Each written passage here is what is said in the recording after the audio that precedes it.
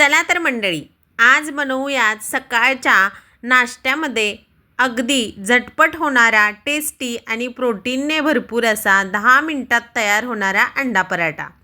हा पराठा लहानांपासून मोठ्यांपर्यंत सगळ्यांना आवडतो. त्यामुळे वेळ न घालवता रेसिपीला सुरुवात करूया. नमस्कार मंडळी, रेश्माज किचनमध्ये तुम्हा सर्वांचं मनापासून स्वागत आहे. इथे मी अंडा पराठा बनवण्यासाठी एक मीडियम आकाराचा कांदा बारीक चॉप करून, एक टोमॅटो बारीक चॉप करून, लाल तिखट अर्ध्या टीस्पूनलाही कमी आणि काळी मिरी पावडर, चवीनुसार मीठ घेतलेलं आहे.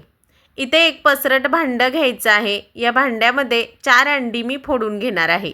या 4 अंड्यामध्ये आरामात 2 गुबगुबीत असे पराठे बनून तयार होतात. 4 अंडे घेऊन याच्यामध्ये फोडून घेऊयात. ती बाउलमध्ये फोडून घेतल्यानंतर याच्यामध्ये काळी मिरी पावडर, लाल तिखट, मीठ, चिरून घेतलेला टोमॅटो आणि बारीक चिरून घेतलेला कांदा घालायचा आहे. टोमॅटो आणि कांदा एकदम चॉपिंग कटरमध्ये घालून मी अगदी बारीक करून घेतलेला आहे. तुमच्याकडे चॉपिंग कटर नसेल तर हातानेही चांगलं बारीक असं कट करून घ्यायचं. एक अजून मिरची तिखटासाठी अशी कैचीने एकदम बारीक करून मी घालणार आहे. तिखटाचं प्रमाण तुमच्या आवडीनुसार इथे कमी जास्त तुम्ही करू शकता. इथं मी कांदा टोमॅटो फक्त वापरलेला आहे. तुम्हाला जर अजून काही कोथिंबीर भाज्या वापरायच्या असल्या तर वापरू शकता. अगदी हेल्दी होईल त्यानेही. मी फक्त इथं आमच्याकडे कांदा टोमॅटो आवडतो म्हणून मी कांदा टोमॅटो घातलेला आहे. आता हे सगळं मिश्रण असं विसलने व्यवस्थित असं फेटून घ्यायचं आहे, जेणेकरून हे चपातीवर टाकलं की अगदी व्यवस्थित पसरलं जाईल. हे सगळं मिश्रण अगदी व्यवस्थित मी मिक्स करून घेतलेलं आहे. चला आता एक चपाती लाटून घेऊयात. पण चपातीसाठी पीठ असं मळून घेतलेलं होतं मी. तुम्ही जर मळलेलं नसेल तर रेग्युलर आपण चपातीसाठी पीठ मळतो तसंच मळून घ्यायचं आहे. याच्यामध्ये काही वेगळं असं करायचं नाही आहे. घडीची चपाती मी इथं लाटून घेते, एक मीडियम आकाराची. या पद्धतीने इथे मी चपाती आपली नेहमीप्रमाणे लाटून घेतली. आता मी इथं ताजी चपाती लाटून घेतली. तर सकाळी जर चपाती उरलेली असेल आणि दुपारी केला ना पराठा तरीही चालेल, किंवा रात्रीची चपाती उरली असेल तर सकाळी नाश्त्याला असा पराठा बनवला तरी अगदी परफेक्ट होतो. ताजीच चपाती हवी आहे असं काही नाही. आता चपाती मी तव्यावरती घालून घेतली आणि दोन्ही बाजूनी अगदी व्यवस्थित खरपूस अशी मीडियम गॅसवरती भाजून घ्यायची. तेव्हाच आपला पराठा अगदी खरपूस आणि गुबगुबीत खमंग होईल. त्यामुळे दोन्ही बाजूनी अशी छान भाजून घेऊयात. घडीची चपाती असल्यामुळे अगदी टम्म फुगते आणि पटकन भाजली जाते. अशा घवळ्या आकाराची मीडियम गॅसवरती छान अशा आपण हिला भाजून घेऊयात. तेल लावून रेग्युलर जशी चपाती करतो ना तशीच करायची आहे बरं का मंडळी. अजिबात काही तामझाम करायची गरज. सकाळच्या वेळी आपल्याकडे सगळ्यांकडे चपाती अशी बनलीच जाते. दुसरं काही बनवायची गरज नाही आहे. पटकन अशी अंडी फेटायची आणि असा गुबगुबीत पराठा मुलांना करून द्यायचा. अगदी पोटभरीचा आणि हेल्दी नाश्ता आहे हा. दोन्ही बाजूनी अशी चांगली चपाती मी खरपूस भाजून घेतलेली आहे.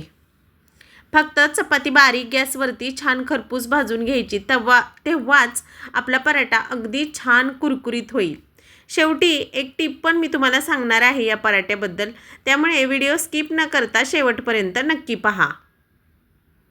छान भाजलेली आहे. ज्या बाजूने चपाती अगदी छान खरपूस भाजले ती बाजू वरच्या बाजूला करायची, थोडीशी कच्ची असलेली खालच्या बाजूला करायची.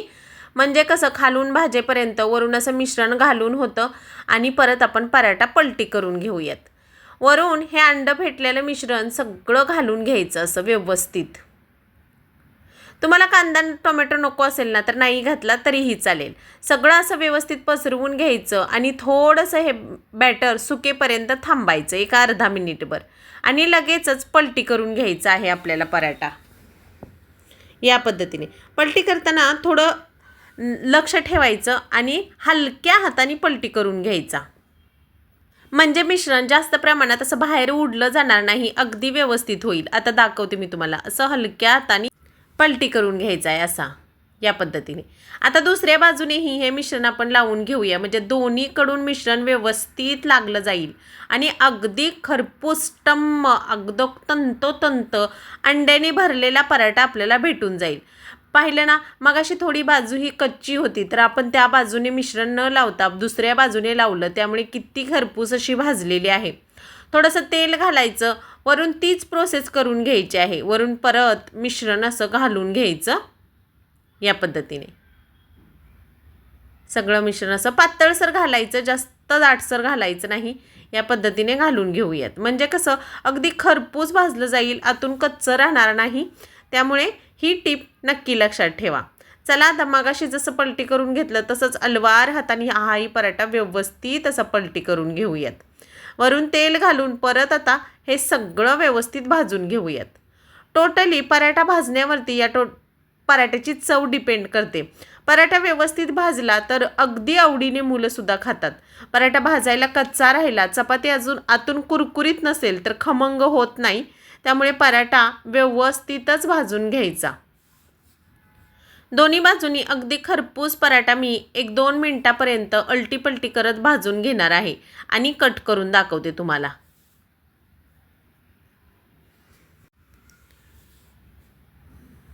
अगदी मीडियम गॅस केलेला आहे मी आता आणि दोन्ही बाजूनी खरपूस असा भाजलेला आहे. चला आता आपण कट करूया. एक सुरी घ्यायची आणि किंवा सुरीने नसेल तुम्हाला कट करायचं तर पिझ्झा कटरनेही करू शकता.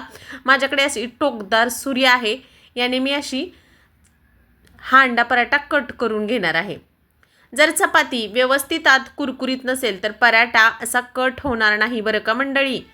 अगदी पटकन कट होतोय, म्हणजेच आपली चपाती आतून कुरकुरीत अशी झालेली आहे. या पद्धतीने चारी बाजूने असा कट करून घेऊयात. अगदी पिझ्झाचे स्लाइस असतात ना त्या पद्धतीने. सगळा पराठा कट करून घेतलेला आहे. आता कट करून घेतल्यानंतर ही वरची बाजू मी परत भाजून घेणार आहे पलटी करून, जेणेकरून दुसऱ्या बाजूनेही व्यवस्थित भाजलं जाईल. पलटी केलेला आहे मी. चला तर मंडळी, रेडी आहे आपला अंड्याचा पराठा. प्लेटमध्ये काढून दाखव. हा अंडा पराठा तुम्ही दही, लोणचं, सॉससोबत खूप छान लागतो. किंवा हे सगळं जरी नको असेल तुम्हाला तर असंच खाल्ला तरीही खूप सुंदर आणि टेस्टी असा लागतो. सकाळच्या घाईत हा एक परफेक्ट ब्रेकफास्ट ऑप्शन आहे. आता टिप्स सांगते मी तुम्हाला. पराठा जास्त कुरकुरीत हवा असेल ना तर तवा चांगला गरम करून मग गॅस बारीक करून पराठा बारीक गॅसवर खमंग भाजून घ्या. जर तुम्हाला आजची रेसिपी आवडली असेल तर व्हिडिओला लाईक करा, शेअर करा आणि रेश्माज किचनला सबस्क्राईब जरूर करा. सोप्या घरगुती रेसिपींसाठी पुन्हा भेटूयात. तोपर्यंत बाय. स्वस्त खा आणि मस्त रहा.